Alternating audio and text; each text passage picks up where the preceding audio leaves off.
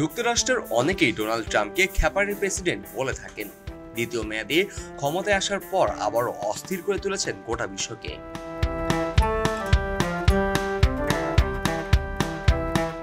Donald Trump আগেই হুঁশিয়ারি দিয়েছিলেন যে ক্ষমতায় এলে LGBTQ এর পাগলামো বন্ধ করবেন।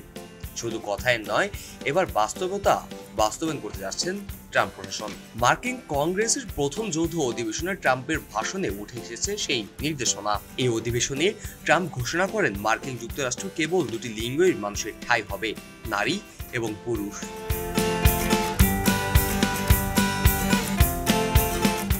অধিবেশনে ট্রাম্প বলেন, আমি ইতিমধ্যেই সরকারের নীতি তৈরি করেছি। আমাদের দেশে কেবল দুই ধরনের লিঙ্গের মানুষ থাকবেন, নারী এবং পুরুষ। স্কুলগুলো থেকেও জাতিসত্ত্বের বিষ মুছে ফেলা হয়েছে।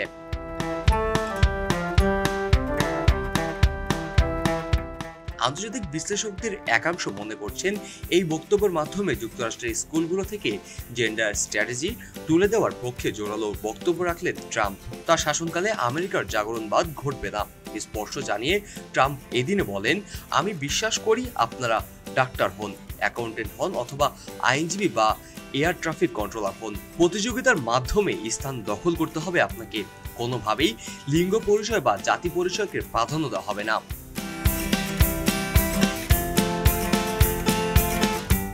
নারী ও পুরুষ ছাড়া আর কোনো সর্বনাম ব্যবহার করা যাবে না যুক্তরাষ্ট্রে, সাফ জানিয়ে দিয়েছেন দ্বিতীয় মেয়াদে ক্ষমতা নেওয়া এই প্রেসিডেন্ট। মার্কিন সামরিক বাহিনী আর কোনো ট্রান্সজেন্ডার নিয়োগ করা হবে না, এমনটাও ঘোষণা করা হয়েছে।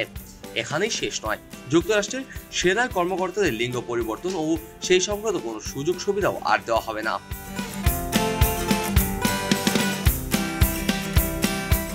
দ্বিতীয়বারের জন্য হোয়াইট হাউসে প্রবেশ করার পরেই গত 27 জানুয়ারি রূপান্তরকামীদের নিয়ে বড় সিদ্ধান্ত নিয়ে ফেলেন ডোনাল্ড ট্রাম্প। রূপান্তরকামীর জন্য এর আগে সরকারি নথি পৃথক লিঙ্গ ব্যবস্থা নিয়ে নীতি চালু করেছিলেন সাবেক প্রেসিডেন্ট জো বাইডেন, কিন্তু ট্রাম্প দ্বিতীয়বারের মতো ক্ষমতায় আসতেই ওই নীতি বদলের অঙ্গীকার করেছেন।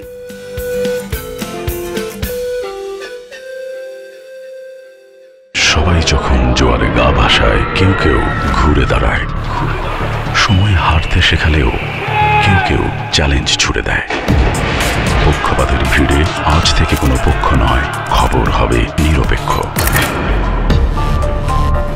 বানোয়ার তথ্যবাদ, খবর হবে নিখাদ। ভেঙে গুজবের শিখ, খবর হবে নির্ভীক। খবরের কাগজ, নিখাদ, নির্ভীক, নিরপেক্ষ।